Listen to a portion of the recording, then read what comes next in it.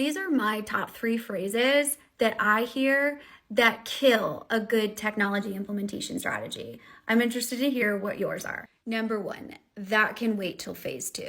So phase 2 should be where the project kind of reaches the second stage of any implementation, whether you're doing AI, ERP, CRM, whatever.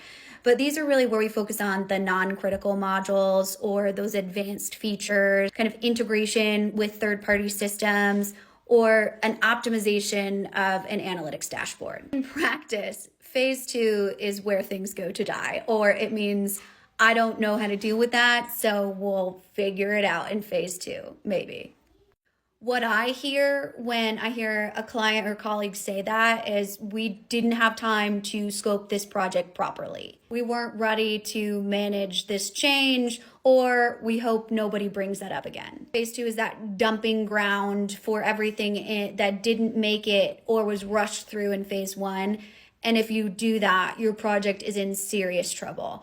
Just because you're pushing something to phase 2 doesn't mean that it wasn't critical for phase 1. You might as well just extend phase 1. Number 2, AI is our core strategy. Cool, and water is wet. It's like saying electricity is our business model. Usually what this means is we told the board we were going to use AI and investors, but we don't actually know what that means.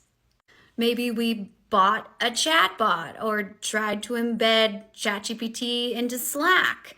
Those are all AI features. Right, but those aren't business strategies, they're tools. What this should look like in practice is we're using predictive analytics to optimize our inventory. So we know how to streamline customer experience while effectively reducing waste on inventory costs or diversifying our suppliers, especially now in this time of tariffs. Something like we, in a manufacturing environment, deployed RPA and AI-powered predictive analytics to monitor our machinery and schedule maintenance automatically. This thus reduced unplanned downtime by 40% and created a 25% savings in annual maintenance costs. Something like that. That is a strategy.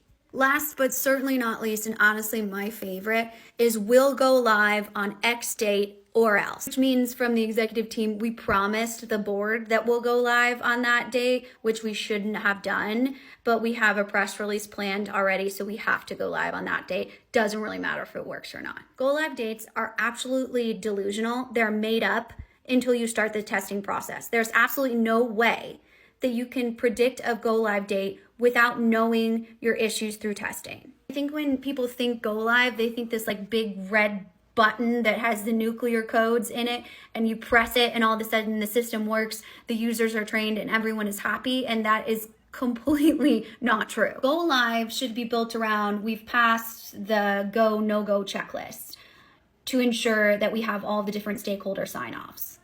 It should be built around data from testing and readiness of the organization, not this weird pressure scenario that becomes like a whole obsession with a date. Unless it's actually working, then what is the point of turning it on? Just to say that you turned it on and you created all of this chaos and lost trust with your organization? Yeah, most certainly not worth it. Share your top phrases that kill a good technology strategy in the comments.